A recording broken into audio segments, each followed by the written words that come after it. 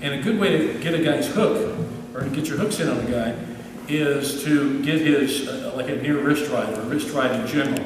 And so when Derek's just here in a kind of a wrestler's ride or a spiral ride type situation, if Jake is on elbows and knees, turtled up, can you be sure you come over here, come on over here so you can see this, guys, because there's a lot of action up here, okay? Right over there. Yeah, come on over here, because there's going to be a lot of work up here on this wrist.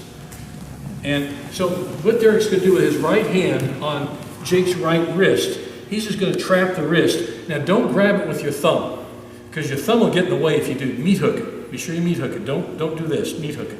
And that way you can suck it tight to his body, okay? Now what we've done, we've taken away one of the legs of the table pretty much, haven't we? Okay, so there's his support base is gone. All right, now what Derek's going to do is going to come working around all the way around to the outside here, and as he does that, you know, it's hard to do slow, but you see what he did, okay? He spun around, pretty much a 360 on the guy, and he came around and he did a back roll style application of Juji Gatame. There you go. Now let's look at how he did that, okay? So he catches the good wrist ride, and even if you don't have an arm lock from here, if you wrist ride a guy and flatten him out, you can make life miserable, do something else to him too, okay? But we want to get the arm lock here. Yeah, you start all kinds of cool stuff. So that wrist ride is really a good thing. Come up out here a little bit so you can see. Okay. Now, he's going to catch that off, that wrist ride off basically wrestler spirals, right? Now, now watch this. He's going to come all the way, now he's going to get up high. He's not going to stay on his knees. He's going to get all the way around in the circle, and keep watching his leg work here. Now see how his foot is here?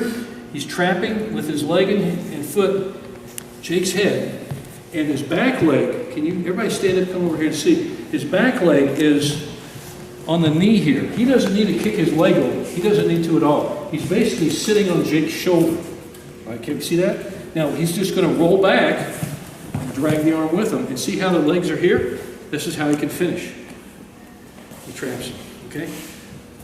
All right, let's take a look at that. I want you to turn around there, since everybody's over there, just turn around there. Turn this way, turn that way.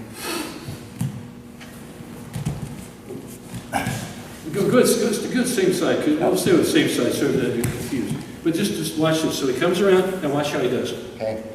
Drop your elbow and push it into the inside of his bicep and tricep, and that gets him to dip his shoulder, but it also allows you to start torquing his arm free.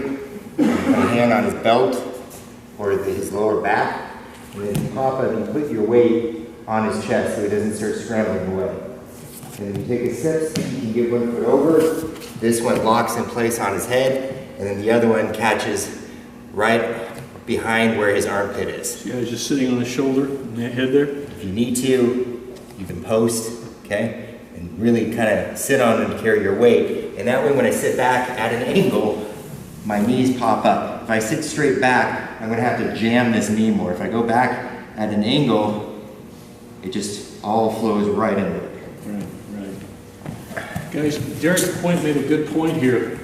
When you're catching this guy on a wrist ride, you want to control that shoulder, and sometimes the element of pain or discomfort really does a lot of work for you.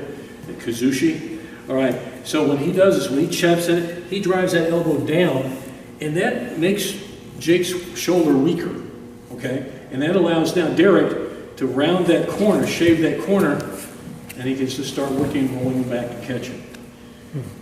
But at no time did Derek try to flop both legs over. I mean, you can, I suppose, but you don't need to. This is a pretty standard, old-fashioned approach to doing Juji Gatame with one knee in, one knee over. If the guy is flat, it's even harder on him. So if the guy plays the old chicken game, you can do the exact same thing. Watch, exact same movement, except he's already down on the mat, lower, and you can catch him.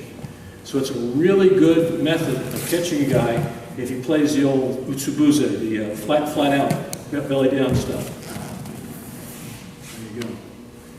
So both ways work. But we see a lot of guys get turtle, so let's do it from turtle to start.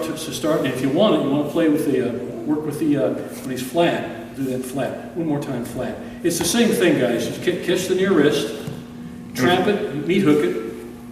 And if you're having issues catching the wrist when we're tight like this, put your hand in between his elbow and his body and just push up on the elbow that way.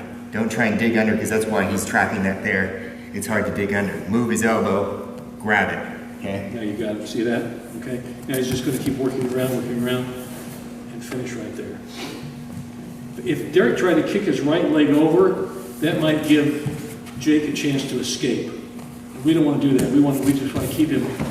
I mean, he can work, but you see, it's not as strong as if he kept that other knee down there.